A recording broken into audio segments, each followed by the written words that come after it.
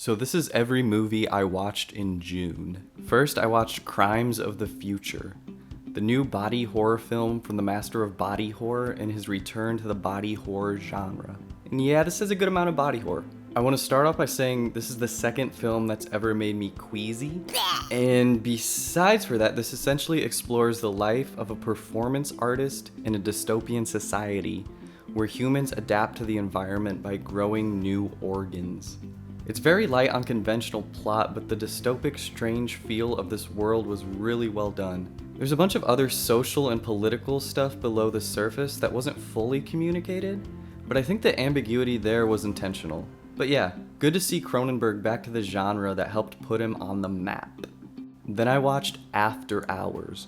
This has been on my watch list since I first made a watch list, and so glad I finally got around to it. So, one night, this guy meets a woman at a cafe. They decide to meet up again later that night, and he travels across the city to her apartment. And after that, everything that could go wrong does go wrong. And our hero is just trying to get home because he has work in the morning.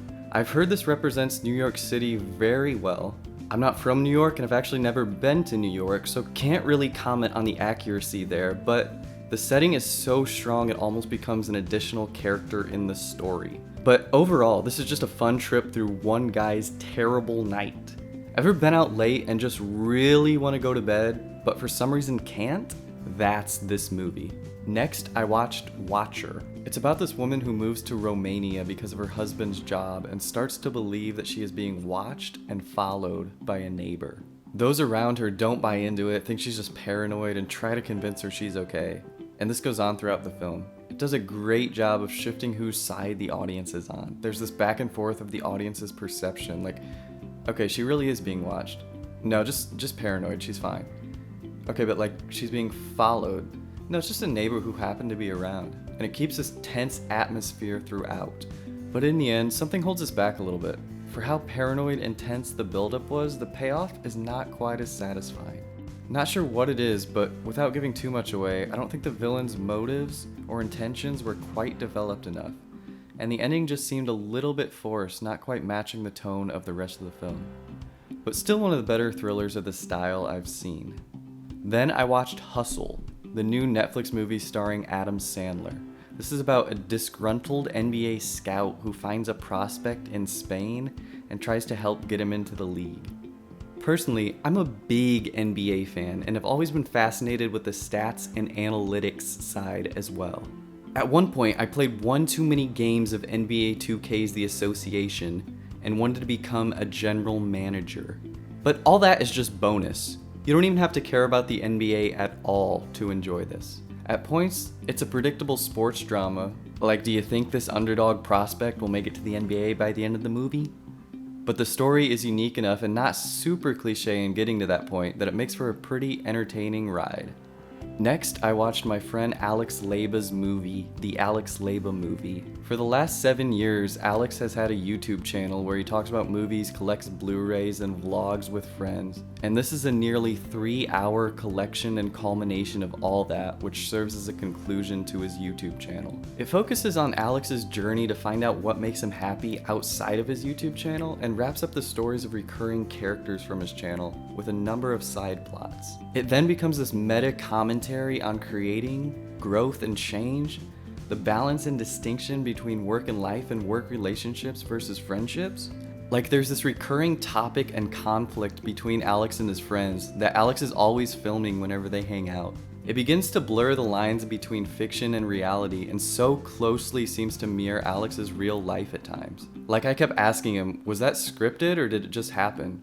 And he got a bit annoyed. There's a good amount of depth and insight to this, and I told him it was better than I expected and was pleasantly surprised.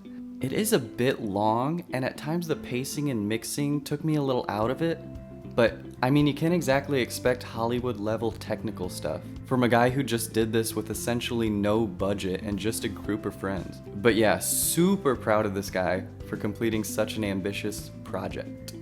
Then I saw Fear and Loathing in Las Vegas, another film that's been on my watch list forever.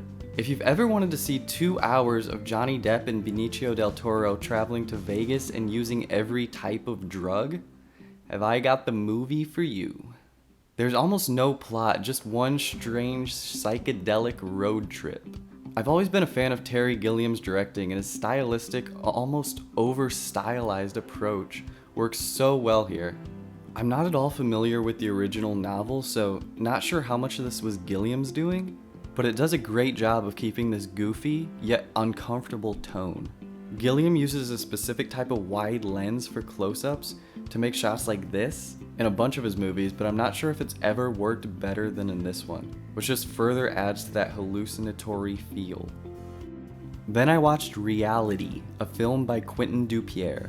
To give you an idea of the tone of this movie, let's read some synopses of his other films. Mandibles. When simple-minded friends Jean Gab and Manu find a giant fly trapped in the boot of a car, they decide to train it in the hope of making a ton of cash. Deerskin. A man's obsession with his designer deerskin jacket causes him to blow his life savings and turn to crime. Rubber.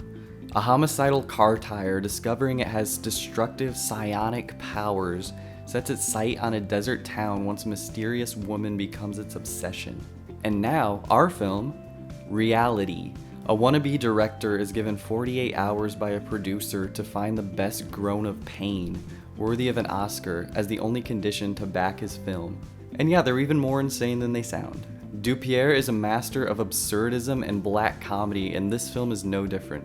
It mixes together dreams, reality, and film sets, so you never know what's real. It plays like an actual dream with almost no coherent plot, but there's a bunch of these really memorable, fun scenarios. The guy who plays Napoleon Dynamite dressed up in a rat costume hosts a network cooking show and can't stop itching. A girl finds a mysterious VHS tape inside of a boar that her dad killed. Then there's this main plot of the filmmaker trying to find the ideal groan so that his new movie can get made. Although not my favorite of Quentin's work, it has a signature goofy absurdism and some type of commentary.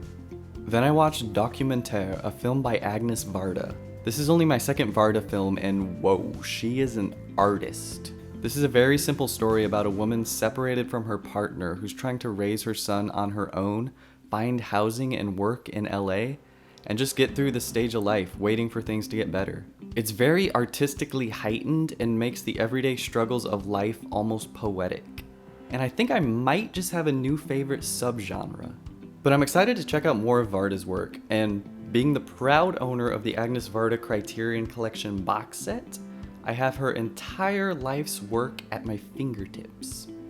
Next, I watched I've Heard the Mermaids Singing, which follows the day-to-day adventures of a quirky daydreamer, photographer, art gallery secretary named Polly, who narrates the events of the film on videotape.